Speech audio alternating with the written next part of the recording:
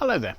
Today I'm taking a look at a wine from a producer called Tablas Creek from California. Tablas Creek are based in Paso Robles, and this is their Vineyard Select Cuvee Paso from 2017.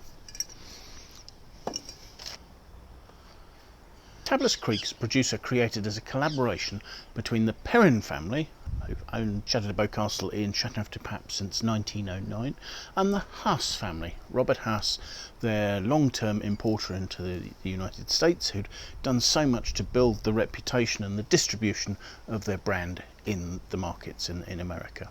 The Perrins had been working with and built a close friendship with Haas since about the late 60s. But in 1989 they bought a 270 hectare estate together in northern Paso Robles, to the north and east of Paso Robles, in the Adelaida district. And they chose this district because they felt that the climate and the soils closely mirrored those of Châteauneuf-du-Pape in the limestone soils, and the relatively continental climate of the area, having sort of very hot days and relatively cool nights. Having purchased the estate in 1989, it wasn't until 1997 that they released their first wine. This was because of a delay resulting from the fact that they decided that all the cuttings they would use for planting came from Château de Beaucastel in Châteauneuf-du-Pape. And this meant that they had to stay for 3 years in quarantine before they could even start planting. The philosophy that the Perrins have followed at Château de Beaucastel has very much been the philosophy for Tablas Creek as well. The wines are dry farmed, they've been certified as organic since 2003, they've been biodynamic for a long time and finally gained certification for that in 2017. Fermentations go on with indigenous yeast. There's a very natural approach to everything they do. Also, the fact that they brought the cuttings that they did from Château de Beaucastel has led to them establishing their own nursery and being leaders in the Rhône Ranger movement in California, distributing vines that they've propagated themselves. In fact, they work with somewhere between about 8 and 12 growers each year, producing some of the wines in their range. Those aren't necessarily organic or biodynamic, but the growers are encouraged to work sustainably. Fruit tends to be hand-picked, and this is done meticulously in possibly 3 or 4 passes through the vineyards. At the winery, everything's destemmed.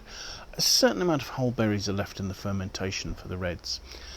Maceration goes on for about 10 days during fermentation, with pushdowns or pump overs twice daily. The must is then allowed to run off into stainless steel tanks or large old casks to finish fermenting and to go through malolactic conversion. As I say, that fermentation all done with the indigenous yeasts that have come into the winery on the fruit or were already present in the winery.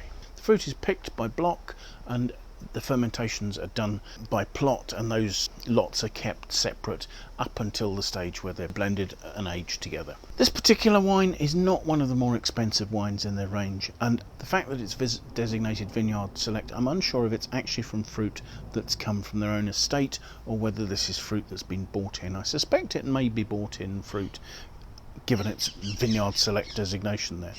The blend on this is 46% Syrah with 31% of Grenache. There's 19% of Mourvèdre in here, giving a bit of earthy body to the mid-palate.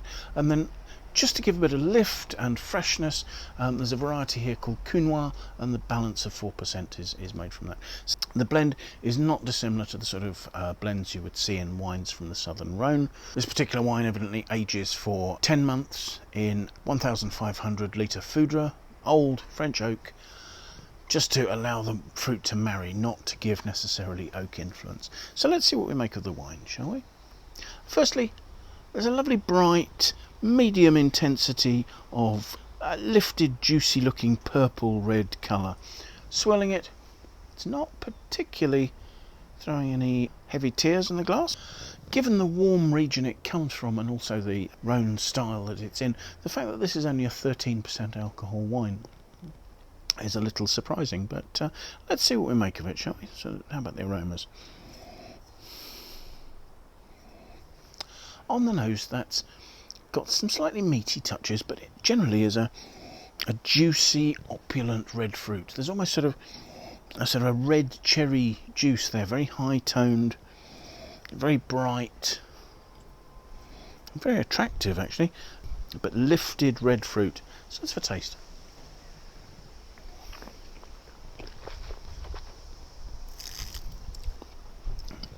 The wine has lovely acidity, but it's maintaining that really bright, juicy aspect.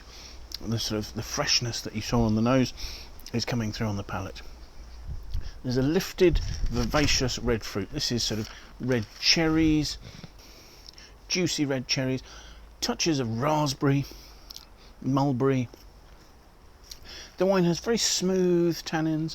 It's not particularly structured. It's juicy, it's mid-weight, it's very approachable.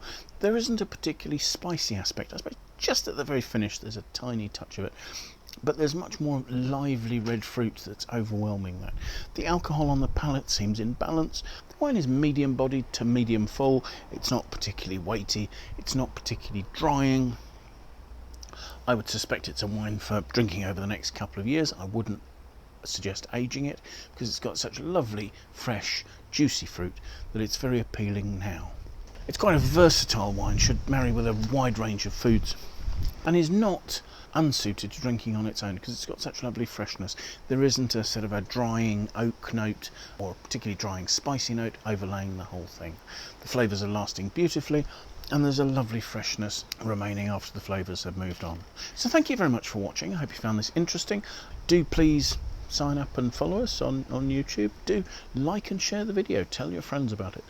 Let us know your views. I'd love to know what you think about these wines, other wines you've tried, about the videos we're making.